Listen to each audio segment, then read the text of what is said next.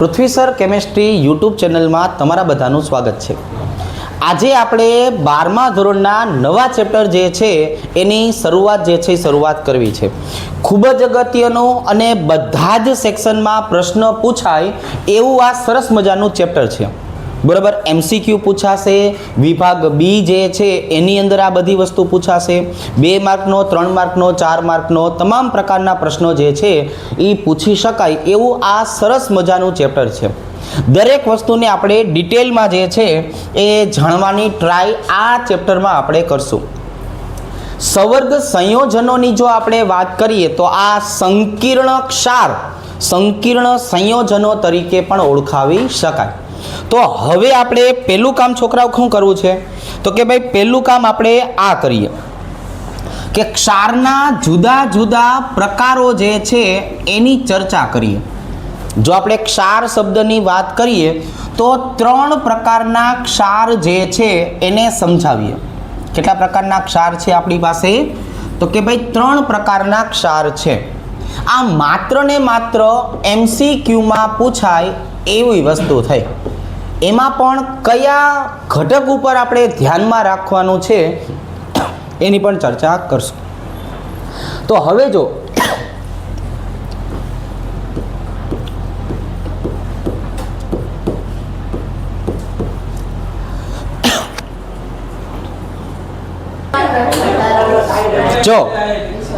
સાદા ક્ષાર, પછી છે ને બીજા નંબરે આવે છે દ્વિક્ષાર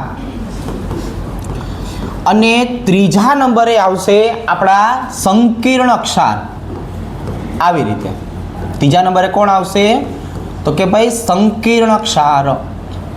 દરેકને ધીમે ધીમે અને ડિટેલમાં શીખીએ। બરાબર, દરેકને શું કરાય છોકરાઓ? ધીરે ધીરે ડિટેલમાં શીખીએ। જો હવે આ સાદા ક્ષારનો મતલબ શું થાય તો કે જેને આપણે ઓલા એસિડ અને બેઝની તટસ્થીકરણની પ્રક્રિયાથી શીખડાવતા ને એ, એટલે અહીંયા આપણે શું આવશે છોકરાઓ? તટસ્થીકરણ। તટસ્થીકરણ શબ્દ આવે એટલે આપણને યાદ આવી જાય કે આ બને ક્યારે છોકરાઓ તો કે આ એસિડ અને બેઝને તમે ભેગા કરો ને ત્યારે બને। એસિડને બેઝને ભેગા કરો એટલે ક્ષાર બને અને પાણી જે છે એ છૂટું પડે, વધારાની ઉષ્મા છૂટી પડે। તો હવે આપણે ખાલી સમજૂતી મેળવીએ કે ભાઈ કઈ રીતે આપણે આ ક્ષાર જે છે એ ક્ષાર બનાવીએ છીએ। સાંભળજો તો કે ભાઈ હું KOH ની પ્રક્રિયા કરું H2SO4 સાથે। પ્રક્રિયાને સંતુલિત અવસ્થામાં આપણે દર્શાવતા નથી, માત્ર કયો ક્ષાર બને છે ને એની આપણે વાત કરીએ। તો આમાંથી કયો ક્ષાર બનશે તો કે જો પોટેશિયમ સલ્ફેટ। આવી જ રીતે તમે એલ્યુમિનિયમ હાઇડ્રોક્સાઇડ લ્યો અને એની પ્રક્રિયા H2SO4 સાથે કરો, કયો ક્ષાર બનશે તો કે ભાઈ એલ્યુમિનિયમ સલ્ફેટ બને છોકરાઓ। આવી રીતે હવે તો કે હવે આપણે છોકરાઓ KOH લઈએ, આની પ્રક્રિયા HCl સાથે કરીએ। તો HCl સાથે તમે પ્રક્રિયા કરો તો શું બનવાનું છે તો કે જો KCl બને। તમે મેગ્નેશિયમ હાઇડ્રોક્સાઇડ લ્યો, એની પ્રક્રિયા HCl સાથે કરો તો આમાંથી કયો ક્ષાર બનવાનો છે તો કે ભાઈ આમાંથી બનશે મેગ્નેશિયમ ક્લોરાઇડ। તો અહીંયા મેં શું કર્યું તો કે એક બેઝ ઘટક લીધો, એક એસિડ લીધો। એસિડ ને બેઝ ભેગા થાય એટલે આપણે કીધું એમ ઉષ્મા અને પાણી છૂટા પડતા હોય અને આપણને સરસ મજાનો ક્ષાર મળે। પણ આમની ખાસિયત શું? આજે આપણે આટલું બધું લખી નાખ્યું છોકરાઓ, પણ આ બધાની ખાસિયત શું તો કે જે સાદા ક્ષાર છે ને એની ખાસિયત આવી કે આયન સ્વતંત્ર રીતે ફ્લક્ચ્યુએશન થાય। ઓકે, તો જો અહીંયા આપણે શું કીધું ખબર છે તો કે અહીંયા આપણે એવું કીધું કે ભાઈ આયન સ્વતંત્ર ગુણધર્મ ધરાવે છે। એનો મતલબ શું થયો? આયન સ્વતંત્ર ગુણધર્મ ધરાવે છે એનો મતલબ શું થયો તો કે જો અહીંયા હું KOH લઉં, K2SO4 લઉં અને એ બંનેની અંદર અલગ અલગ રીતે પિક્રિક એસિડ નાખું ને તો મને એના પીળા અવક્ષેપ મળે। જે પોટેશિયમની પોતાની કસોટી છે. કોઈ પણ પોટેશિયમ આયન હોય એ પિક્રિક એસિડ સાથે પીળા કલરના સરસ મજાના અવક્ષેપ આપે. તો અહીંયા તમે KOH લ્યો કે K2SO4 લ્યો, બંને વખતે મળે. તો આ જે આપણે સાદા ક્ષાર બનાવ્યું છે ને ખાસિયત આ કે એ પોતે આયન જે રહ્યો ને એ પોતાની પ્રક્રિયા આપી શકે. ભલે પછી એ ક્ષાર બની ગયો, તેમ છતાં એની પ્રક્રિયા તો કેવી મળે તો કે સ્વતંત્ર રીતે. દ્વિક્ષાર કેના જેવું છે જો આપણે એની વાત કરીએ. સાંભળો, દ્વિક્ષારનો છોકરાઓ મતલબ જે છે ને આવો થશે. સાંભળજો કે ભાઈ આપણે દ્વિક્ષાર બનાવવું છે તો દ્વિક્ષારની અંદર આપણે શું કરશું તો કે એક તપેલી લઈ લઈએ. શું લઈ લઈએ? તપેલી લઈ લઈએ. જો આવી રીતે આ મેં એક સરસ મજાની જે છે એ આ તપેલી લીધી. હવે આ તપેલીની અંદર આપણે શું નાખશું તો કે ભાઈ આપણે જે ઓલા સાદા ક્ષાર બનાવવાની નાખો, K2SO4 નાખો, પછી Al2SO4 થ્વાઇસ નાખો. જો આવી રીતે. અને પછી તો કે પછી ઢગલો ભરીને પાણી નાખો. શું નાખો? એમાં પાણી નાખો. ડબલું ભરીને નાખવું છે, ડબલા ભરીને નાખીએ. તો હવે અહીંયા શું થયું છોકરાઓ કે તમે જેવું પાણી નાખ્યું ને એટલે ક્ષાર તો બિચારા કેવા હોય, હળવે કરીને આમાં ઓગળી જશે. પછી તો કે પછી આને બન્સન બર્નર દ્વારા ઉકાળો. જો આવી રીતનું હોય, પ્રેક્ટિકલ કરવા જશો ને છોકરાઓ એટલે આવા બર્નર આવશે, એને બન્સન બર્નર બોલાય. હું અત્યારે ખાલી બર્નર શબ્દ વાપરું છું. જેવું તમે અહીંયા બન્સન બર્નરની મદદથી ઉકાળવાનું ચાલુ કરશો કે નહીં એટલે વધારાનું પાણી ધીમે ધીમે ધીમે ધીમે ઉડી જશે. ઓલા અગરિયા જે છે એ મીઠાના પાણીમાં કરતા હોય ને એવી રીતે કે ખારું પાણી હોય પછી સવારથી સાંજ સુધી ઘડી કામ ધક્કો મારે ને ઘડી કામ ધક્કો મારે. તડકામાં શું થાય? પાણી મંડે ઉડવા. પછી જે પાણીમાં મીઠું છે ને મીઠું બહાર આવે. મીઠું એટલે ક્ષાર, બરોબર છે? બોલાય મીઠું, લાગે ખારું. હવે અહીંથી પાણી ઉડી ગયું. જો પાણી કેવું થયું? ઉડી ગયું. પણ અમુક પાણીના અણુ જે રહ્યા ને એમાં ઘૂસી ગયા હોય. કઈ રીતે સમજાવું છું. પહેલાં આપણે સફેદ અક્ષર કરી નાખીએ. જો આવી રીતે K2SO4 into Al2SO4 થ્વાઇસ into 24H2O. હવે આને દ્વિક્ષાર અથવા ડબલ સોલ્ટ કહેવા પાછળનું કારણ શું કે બે ઓલા અલગ અલગ જે સાદા ક્ષાર હતા કે નહીં જો ભેગા થઈ ગયા અને અહીંયા જે સરસ મજાનું આવ્યું ને 24H2O. છોકરાઓ કોણ આવ્યું અહીંયા? 24H2O આવ્યા. દેખાણા? હા પડો. તો એ જે 24H2O જે રહ્યા ને આવડા એને બોલવામાં આવે છે સ્ફટિક જળ. આને શું બોલે છોકરાઓ? આને સ્ફટિક જળ તરીકે ઓળખાવાય. એ આવી રીતે. તો આ દરેકમાં હોય. હવે જો આનું બીજું ઉદાહરણ લઈ, મતલબ કે હું આ બેને મેં ભેગા કર્યા હોત તો કે કંઈ વાંધો નહીં, ભેગા તો કરાય, સારું છે. KCl into MgCl2 into 6H2O આવી રીતે. અને એક સરસ મજાનું ઉદાહરણ છે, આપણને બધાને આવડતું જ હોય, ખાલી નામ સાંભળવાની જ રાહ હોય. જો FeSO4 into NH4 twice SO4 into 6H2O. જો આવડી આ વસ્તુ. આ બધા છે ને દ્વિક્ષારના ઉદાહરણ છે. દ્વિક્ષારની પણ ખાસિયત શું છોકરાઓ તો કે દ્વિક્ષારની પણ ખાસિયત આ આયન પોતાના સ્વતંત્ર ગુણધર્મ ધરાવે છે. એટલે હવે જો તમે અહીંયા K2SO4 Al2SO4 થ્વાઇસ ઇન્ટુ 24H2O લ્યો, એને પાણીમાં ઓગાળો અને એમાં પિક્રિક એસિડ નાખો ને તોય પીળા અવક્ષેપ મળે. આયન પોતાના મૂળભૂત ગુણધર્મ જાળવી રાખે છે. હવે છે ને આ બધાના આપણે નામ લખીએ છોકરાઓ. આ બધાના જે છે એ શું કરીએ? નામ લખીએ. આમાં જે મેં પેલું લખ્યું ને એ આપણે દ્રાવણો ચેપ્ટરમાં સમજાયું હતું. ફોર્માલિટી આવતું હતું ને, ફોર્માલિટી, ત્યારે આને પોટાસ એલમ બોલાય. શું બોલાય છોકરાઓ? આને પોટાસ એલમ એટલે ફટકડી કહેવાય. શું કહેવાય? ફટકડી. નામ તો સાંભળેલું છે ને, ફટકડી. પાણી ડોળું થઈ ગયું હોય ને તેમાં ફટકડી આમ તમે ગોળ ગોળ ફેરવો કે નહીં એટલે બધો ડોળ ભેગો થાય અને બધો ડોળ નીચે બેસી જાય. એને સ્કંદન ગુણધર્મ કહેવાય. ભેગા થવાની પ્રક્રિયા એને શું કહેવાય? સ્કંદન ગુણધર્મ. એ આ જો પોટાસિલમ ફટકડી એનું સરસ મજાનું ઉદાહરણ છે. આ બીજું ઉદાહરણ જે છે એને કારને લાઇટ બોલાય. શું બોલાય છોકરાઓ? અને કારને લાઇટ તરીકે ઓળખાવી શકાય. અને આ જે છેલ્લું રહ્યું ને એનું આખું નામ છે ફેરસ એમોનિયમ સલ્ફેટ. FAS તરીકે દર્શાવાય. Ferrous ammonium sulphate. પણ એનું હુલામણું નામ છે મોહરનો ક્ષાર. એનું હુલામણું નામ શું છે છોકરાઓ? મોહર ક્ષાર. તો આવું છે ને MCQમાં પૂછાય. આજે લખ્યું ને મોહર ક્ષાર, આ બધી વસ્તુ પરીક્ષામાં જે છે MCQમાં પૂછાય. Ferrous ammonium sulphate. ચાલો, તો આ બેયની આમ જોવા જઈએ ને તો ખાસિયત એવી રહી કે આયન પોતાના મૂળભૂત ગુણધર્મને છે ને જાળવી રાખે છે. હવે આવશે સંકીર્ણ ક્ષાર. સંકીર્ણ ક્ષારની વાત કરીએ ને છોકરાઓ તો એમાં છે ને જુદા જુદા શબ્દ આવે છે. પેલું તો જો આવી રીતે છોકરાઓ મોટો કાઉન્સ આવે. પહેલી વસ્તુ કઈ? મોટો કાઉન્સ આવશે. આને સવર્ગ વર્તુળ બોલાય. આને શું બોલાય છોકરાઓ? સવર્ગ વર્તુળ. કુંડાળું કહેવાય. શું કહેવાય આને? કુંડાળું. તો હવે આ સંકીર્ણ ક્ષાર ક્યારે બને? તો કે બે પ્રકારના ઘટકો આપણે લેશું છોકરાઓ. કેટલા પ્રકારના ઘટકો લેશું? બે પ્રકારના. કયા કયા બે પ્રકારના? તો કે આપણે સંતુલન ચેપ્ટરમાં શીખવાડ્યું હતું. એક છે ને ધાતુ આયન આવશે. કોણ આવશે? ધાતુ આયન.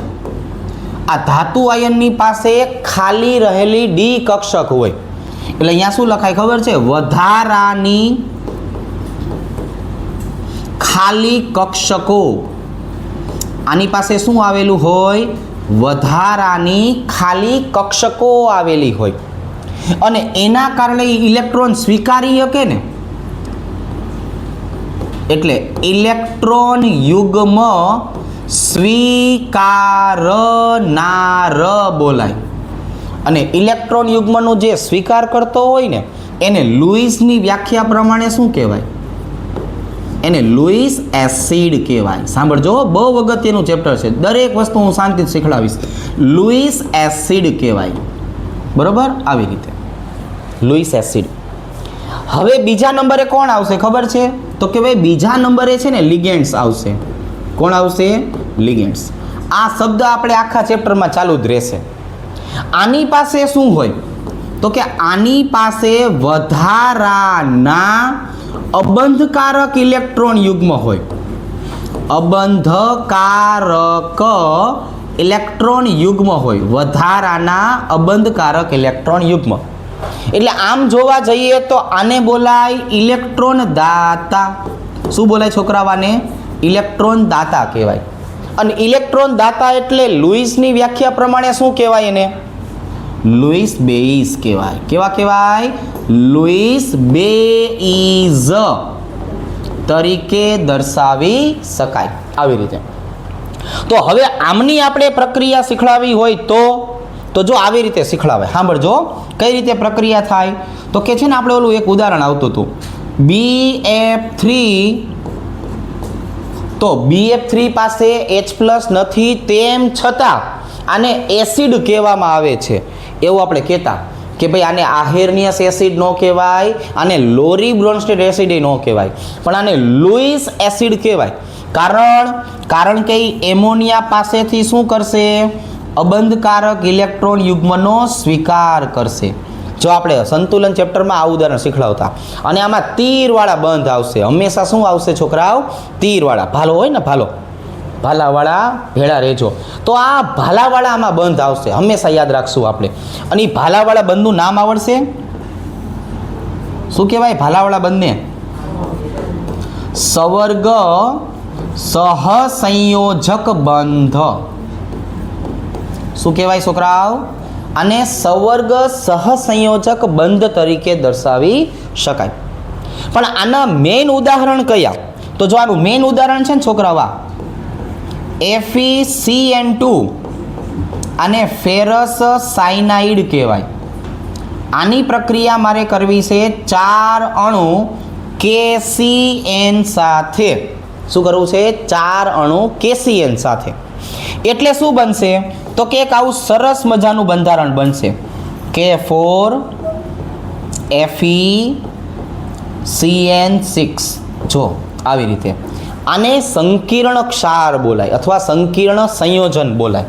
પણ અહીંયા જુઓ છોકરાઓ, હવે એક વખત આ સંકીર્ણ સંયોજનનું નિર્માણ થઈ ગયું ને, એટલે અહીંયા મેં કેવું કીધું કે KOH ની પ્રક્રિયા કરું કે K2SO4ની પ્રક્રિયા કરું કે આ પોટાસેલમની પ્રક્રિયા કરું, બધામાં મને પીળા અવક્ષેપ મળે.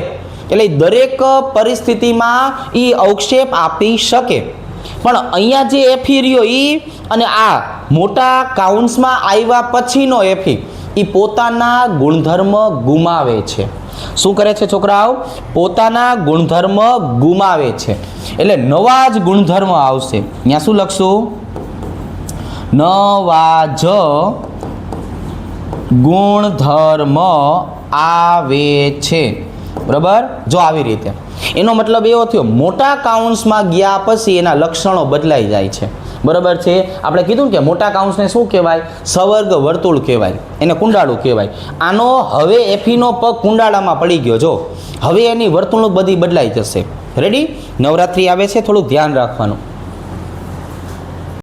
ચાલો તો જો હવે આપણે લિગેન્ડ્સના વર્ગીકરણની વાત કરીએ છોકરાઓ.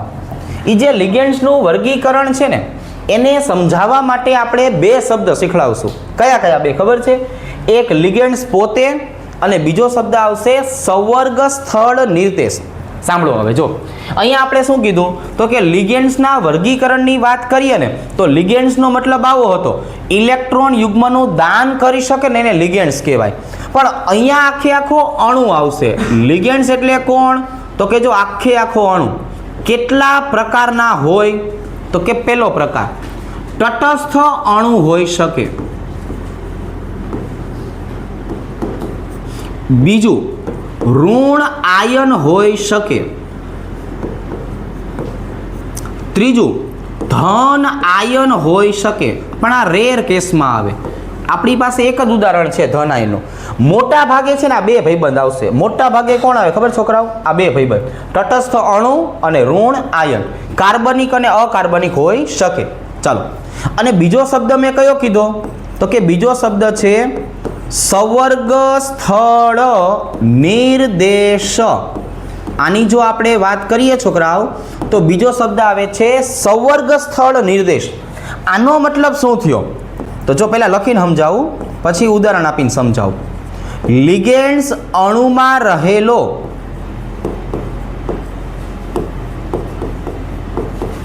જે પરમાણુ ઇલેક્ટ્રોન યુગ્મનું દાન કરે છે એ એકલા પરમાણુને શું બોલાય? સંવર્ગ સ્થળ નિર્દેશ બોલાય. ફોર એક્ઝામ્પલ, મારી પાસે એમોનિયાનો અવળો મોટો અણુ છે, 4 પરમાણુ છે, 1 નાઇટ્રોજન 3 હાઇડ્રોજન. પણ આમાંથી તમે જોવો જોઈએ ઇલેક્ટ્રોનનું દાન કોણ કરે? તીર કોણ છોડે? બરોબર? હવે આપણે એવું કહેશું તીર કામઠાવાળો ભાઈ કોણ આપણો? તો કે જો નાઇટ્રોજન. આ નાઇટ્રોજન તીર છોડશે તો નાઇટ્રોજનને શું કહેવાય? સંવર્ગ સ્થળ નિર્દેશ કહેવાય. નાઇટ્રોજનને શું કહેવાય? સંવર્ગ સ્થળ નિર્દેશ કહેવાય. રેડી? તો હવે આપણે બે શબ્દ શીખવાના હતા. લિગેન્ડ્સ એટલે કે ઇલેક્ટ્રોન યુગ્મનું દાન કરનારો અણુ કયા સ્વરૂપે હોય? તટસ્થ અણુ, ઋણાયન, ધનાયન. અને એ અણુમાંથી જે પરમાણુ ઇલેક્ટ્રોનનું દાન કરે છે એને બોલાય સંવર્ગ સ્થળ નિર્દેશ. તો હવે આપણે આ લિગેન્ડ્સના વર્ગીકરણની વાત કરીએ તો એને આપણે હળવે હળવે કરતા જે છે એ એકદંતીયમાં, દ્વિદંતીયમાં, ત્રિદંતીયમાં અને ષટદંતીયમાં વહેંચણી કરી શકાય. તો આપણે આ 4 ભાગ પાડવાના છે. પણ પહેલાં આપણે શરૂઆત ક્યાંથી કરશું બોલો જોઈ? તો કે શરૂઆત કરશું એકદંતીય ગણપતિથી. આપણે એવું બોલીએ એકદંતીય, પણ અહીંયા આવશે લિગેન્ડ્સ. બરોબર? ચાલો આવી રીતે જો એકદંતીય લિગેન્ડ્સ. આની વ્યાખ્યા દર વખતે કોમન રહેશે. વ્યાખ્યાની વાત કરીએ તો દર વખતે કેવી રહે? કોમન રહે. પહેલી વ્યાખ્યા જો કઈ લખશું તો કે ભાઈ જે લિગેન્ડ્સ અણુ એક જ ઇલેક્ટ્રોન યુગ્મનું દાન કરી શકે. એક ઇલેક્ટ્રોન યુગ્મનું દાન કરી શકે ને એને બોલાય એકદંતીય લિગેન્ડ્સ. હવે તમે સાંભળો, શું કામ ઈ એક જ ઇલેક્ટ્રોન યુગ્મનું દાન કરતો હોય? તો એનું કારણ, જે લિગેન્ડ્સ અણુમાં એક જ સવર્ગ સ્થળ નિર્દેશ આવેલો હોય, એક જ સવર્ગ સ્થળ નિર્દેશ આવેલો હોય, ટપકા ટપકા ટપકા, આને બોલવામાં આવે છે એકદંતીય લિગેન્ડ્સ. હવે માની લો કે દાન કરવાનો પરમાણુ એક હોય તો દરેક વખતે એક પરમાણુ એક જોડ ઇલેક્ટ્રોનનું દાન કરે. આપણી ભાષામાં એક પરમાણુ એક તીર છોડશે. તો હવે એકદંતીય લિગેન્ડ્સની આપણે વાત કરીએ તો એના ઉદાહરણ ખાસ પાકા કરવા પડશે. શું પાકું કરવું પડશે? ઉદાહરણ. તો આપણે ઉદાહરણ છે ને એને આટલા ભાગમાં વેચી દઈએ. ચાલો, પેલું મારે લેવું છે છોકરાઓ તટસ્થ અણુ.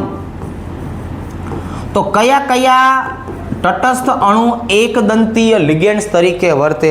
સાંભળજો, નામ નથી લખવાનો, નામ આના પછીનો ટોપિક છે ને ત્યારે આપણે લખશું. લિગેન્ડ્સના નામ જે છે એ આપણે ત્યારે લઈ લેશું.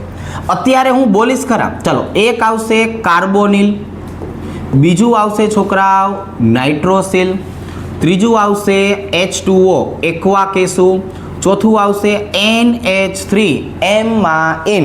બરાબર, આવી રીતે આ ચાર આપણે તટસ્થ અણુ તરીકે લેશું.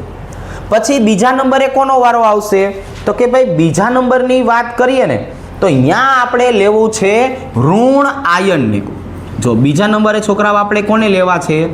તો કે ભાઈ ઋણ આયનને લેવા છે. કયા કયા એકદંતીય ઋણ આયન છે?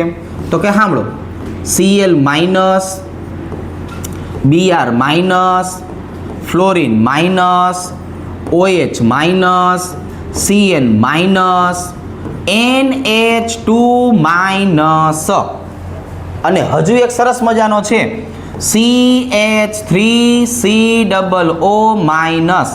અને એસિટેટ આયન બોલાય. શું બોલાય? એસિટેટ આયન, એસી માઇનસ. જો આમે ઋણ આયન વાળા ઘટકો લખાવ્યા. હજુ એક અખતરો કરવો છે. કયો? તો કે કાર્બનિક તટસ્થનો. છોકરાઓ હવે શેની વાત કરવી છે? કાર્બનિક તટસ્થની વાત કરવી છે. કયા કયા કાર્બનિક તટસ્થ એકદંતીય છે? તો કે જો મિથાઇલ એમાઇન, આવી રીતે. પછી પિરિડીન. પછી કોણ આવશે છોકરાઓ? પિરિડીન. જો આવી રીતે છોકરાઓ, એ આમ આ પિરિડીનને આવી રીતે દર્શાવાય. બેન્ઝીન ચક્ર હોય એમાં એક એનો ખૂણો ભાંગી નાખવાનો અને એમાં નાઇટ્રોજનને મૂકી દેવાનો. આને ટૂંકમાં આમ દર્શાવાય PY તરીકે. બરાબર, પાણી પીવાય, પિરિડીન ન પીવાય. બરાબર છે. ચાલો, તો કાર્બનિક તટસ્થની વાત કરીએ તો આ બે ઉદાહરણ આપણે યાદ રાખ્યા. અને આ એકમાં જ એવું બનશે કે આપણને ધન આયન જોવા મળશે. એકદંતીય એક એવું છે કે જેમાં મને ધન આયન જોવા મળશે. અને ધન આયન તરીકે કોણ આવશે બોલો જોઈ? તો કે આપણી પાસે એકનો એક ઘટક છે સરસ મજાનો, NO+. કોણ છે? NO+. આને નાઇટ્રોસોનિયમ કહેવાય. આનું સરસ મજાનું નામ શું છે બોલો જોઈ? નાઇટ્રોસોનિયમ. આવી રીતે દર્શાવી શકાય. તો અહીંયા આપણે છોકરાઓ શું કર્યું? લિગેન્ડ્સના વર્ગીકરણની ચર્ચા કરી, એકદંતીય સમજાયું. હવે દ્વિદંતીય, ત્રિદંતીય જે છે એ બેની આપણે ચર્ચા કરીએ. પહેલા તમે આટલું લખી લ્યો. હવે આ જો આ છે ને એકદંતીય હતું. આવી રીતે આપણે છોકરાઓ વાત કરવી છે દ્વિદંતીય, ત્રિદંતીય અને ષટદંતીય. તો હવે બીજા નંબરે આપણે શું લેવાનું છે બોલો જોઈ? તો કે જો બીજા નંબરે લેવું છે મારે દ્વિદંતીય લિગેન્ડ્સ. તો આની વ્યાખ્યા તો હમણાં આપણે કીધું એ પ્રમાણે જૂની જાણીતી. શું લખશું? જે લિગેન્ડ્સ અણુ બે ઇલેક્ટ્રોન યુગ્મનું દાન કરે છે. હવે એ બે જ ઇલેક્ટ્રોન યુગ્મનું શું કામ દાન કરે છે? તો બીજી વ્યાખ્યા કે ભાઈ જે લિગેન્ડમાં બે સંવર્ગ સ્થળ નિર્દેશ આવેલા હોય તો આનો મતલબ આવો થયો કે ભાઈ જો આપણી પાસે બે સંવર્ગ સ્થળ નિર્દેશ હશે તો બંને ઇલેક્ટ્રોનનું દાન કરશે, એટલે આને દ્વિદંતીય લિગેન્ડ્સ કહેવાય. તો આની અંદર છોકરા આપણે બે પ્રકારના ઘટકો સમજાવશું. પેલા છે ને ઋણ આયન આવશે. સાંભળો, પેલું કોણ આવશે?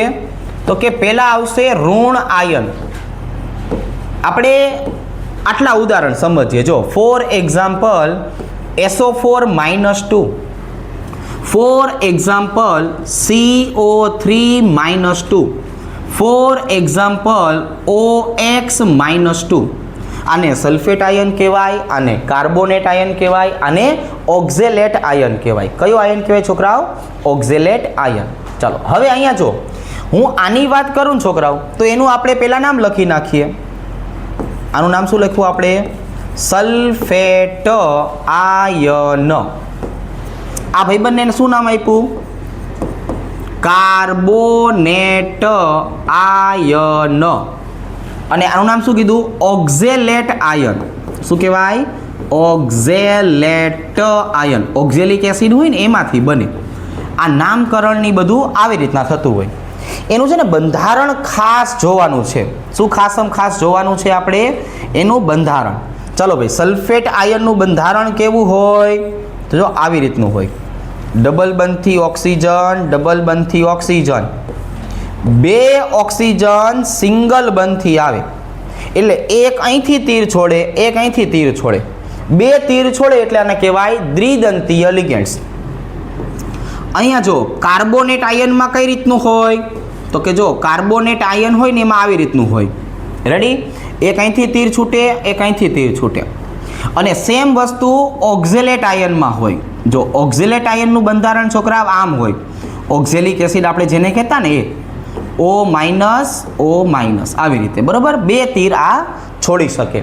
એટલે આ ઋણ આયનના આપણે ઉદાહરણ લખ્યા. હવે મારે શેની વાત કરવી છે છોકરાઓ? તો કે હવે મારે વાત કરવી છે કાર્બનિક તટસ્થ વિશે. હવે જો હું કાર્બનિક તટસ્થની વાત કરું ને તો આમાં બે ઉદાહરણ જે છે એ તમને કહું. એક મારે લખવું છે આવી રીતે CH2 OH નામ આવડશે આનું. અને બીજું ઉદાહરણ કયું આવશે? CH2 અને અહીંયા કોણ આવશે? NH2 એ આવી રીતે જો આમ, બરાબર? આ બે ઘટકો લખ્યા. નામ આવડશે.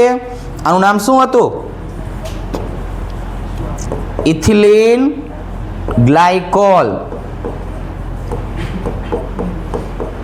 આની અંદર ઓક્સિજન છે ને ત્યાંથી તીર આવશે.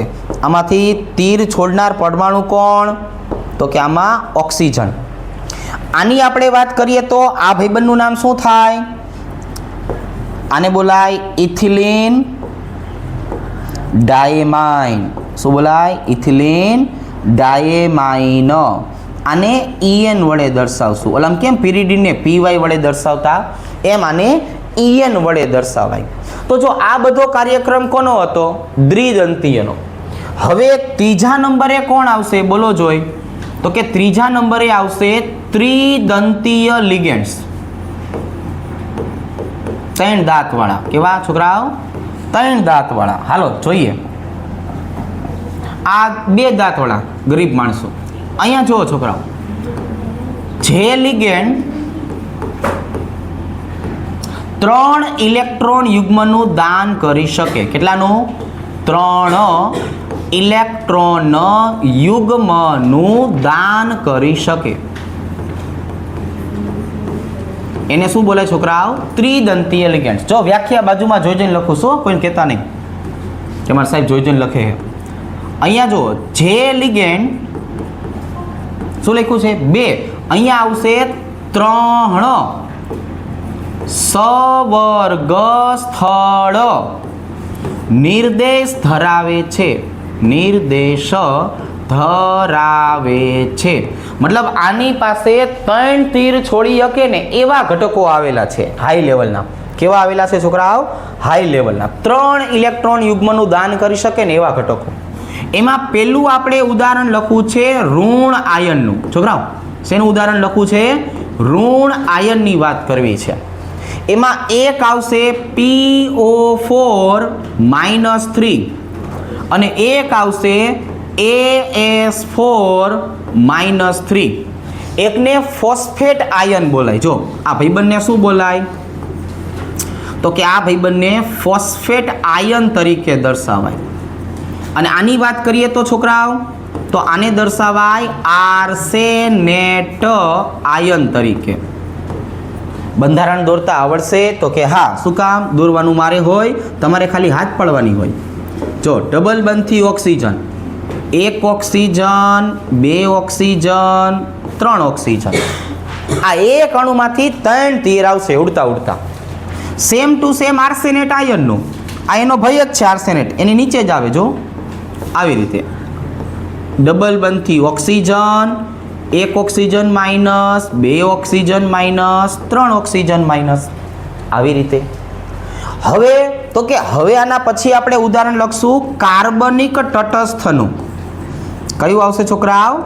કાર્બનિક તટસ્થ છે એનું આપણે ઉદાહરણ લેશું. ઈ કોણ? તો કે ઈ આનો મોટો ભાઈ. કાર્બનિક તટસ્થ એટલે કોણ છોકરાઓ? તો કે જો આપણે કાર્બનિક તટસ્થની વાત કરીએ ને છોકરાઓ તો ઈ આ જે બંધારણ આપણે લખ્યું હતું ને એનો મોટો ભાઈ. જો અહીંયા કોણ હતું? Ethylene glycol. તો હવે અહીંયા કોણ આવશે? તો કે અહીંયા આવશે ગ્લિસરોલ. 3 OH વાળા ભાઈબંધો. કેટલા OH આવે આની પાસે?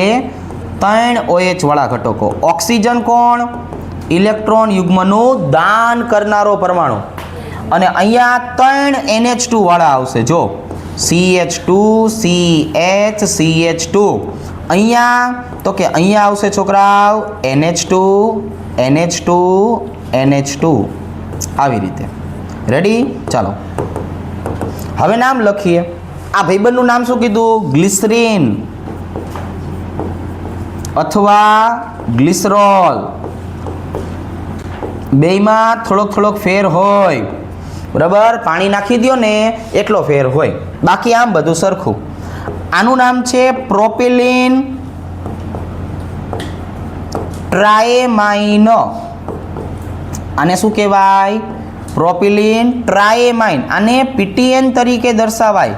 જ્યારે આપણે લિગેન્ડ્સની વાત કરતા હોય ને છોકરાઓ ત્યારે એને શેના વડે દર્શાવશું? PTN તરીકે દર્શાવશું. રેડી? ચાલો હવે આપણે ષટદંતીય છે એ સમજીએ. પહેલા આટલું લખી નાખો. હાલો ચાલો. જો હવે આપણે છેલ્લું એક વધ્યું છે સરસ મજાનું. કોણ છે ભાઈ આપણી પાસે? તો કે ભાઈ ઈ છે ષટદંતીય. ચોથા નંબરે કોણ આવશે? તો કે ભાઈ ષટદંતીય લિગેન્ડ્સ આવશે. સાંભળો, ષટદંતીય લિગેન્ડ્સ. તો વ્યાખ્યા તો છોકરાઓ જૂનીને જાણીતી આપણને આવડે જ છે. જે લિગેન્ડ 6 ઇલેક્ટ્રોન યુગ્મનું દાન કરી શકે.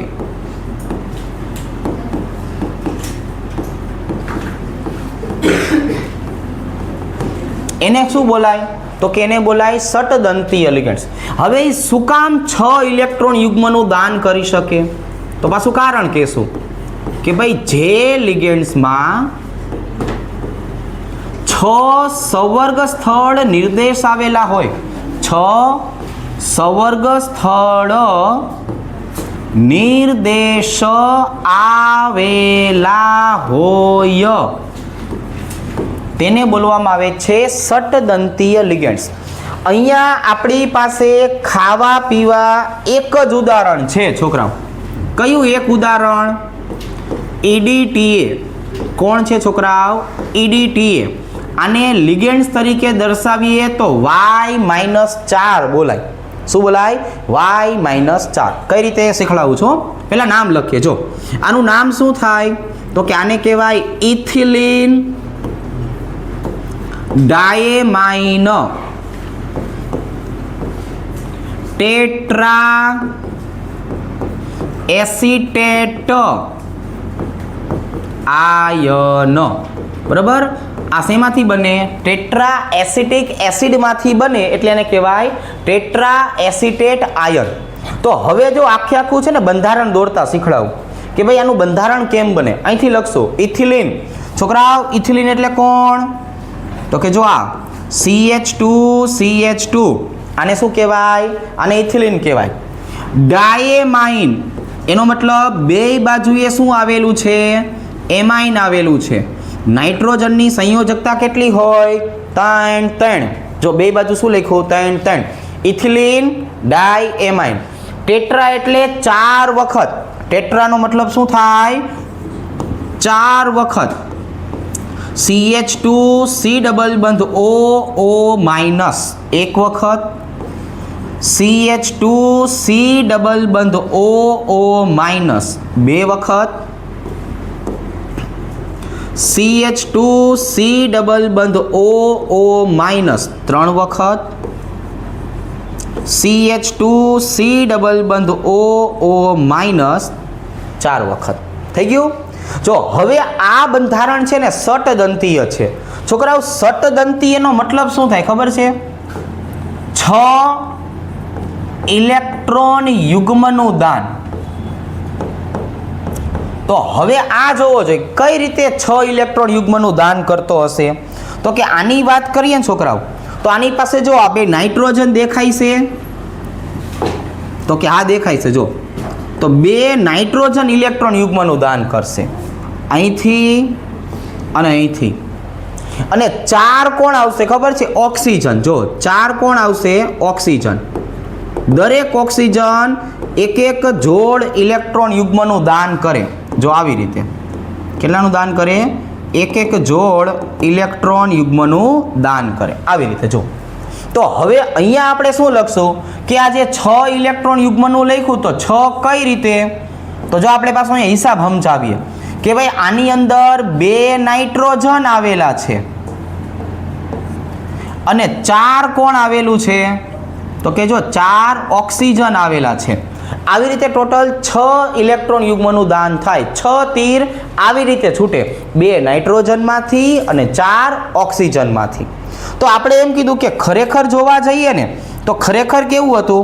તો કે જો EDTA નું બંધારણ હોય ને આમ લખાય H4Y તરીકે. શું કામ? તો કે જો આ બધી જગ્યાએ હાઇડ્રોજન હતો પણ એને લિગેન્ડ્સ તરીકે વર્તવું હોય એટલે એ 4H+ નું દાન કરશે અને હવે એ બની જશે Y-4. એટલે આપણે EDTA ને -4 તરીકે દર્શાવ્યું. કેમ કે જો વીજભાર પૂછે તો એનો -4 વીજભાર છે. તો હવે આમ જો આપણે 4 પ્રકારના લિગેન્ડ્સનું વર્ગીકરણ સમજાવી દીધું. એકદંતીય 1 તીર છોડે, દ્વિદંતીય 2 તીર છોડે, ત્રિદંતીય 3 તીર છોડે અને ષટદંતીય કેટલા છોડે? 6. તો હવે જો આપણે એમ કહીએ કે એકદંતીય 1 તીર છોડે, આપણે ઓલી મહાભારતમાં જોયું હોય ઓલા સૈનિકો હોય ને બધા એક જ તીર છોડી શકે, તો સૈનિકોને શું કહેવાનું? એકદંતીય. પછી અર્જુન આવતો, અર્જુન એક આરે બબે તીર છોડી શકતો. એ સમયમાં જે છે એ 2 તીર છોડવા એટલે મોટી વાત થતી. પછી રાજા મૌલી આવ્યો, એને બાહુબલી આગળ એક આરે 3 તીર છોડાવરાયા. જો આમ કરીને આમ કંઈક બોલવાનું હોય પછી બોલવાનું, બરાબર છે? તો એ 3 તીર છોડે. અને પછી કોણ આવ્યું? તો કે બાહુબલી પ્લસ દેવસેના, એક આરે 6 તીર છૂટે. જો અહીંયા એ 6 તીર જે છે એ આવી રીતે છોડે છે. તો હવે નેક્સ્ટમાં આપણે IUPAC નામથી શરૂઆત કરશું.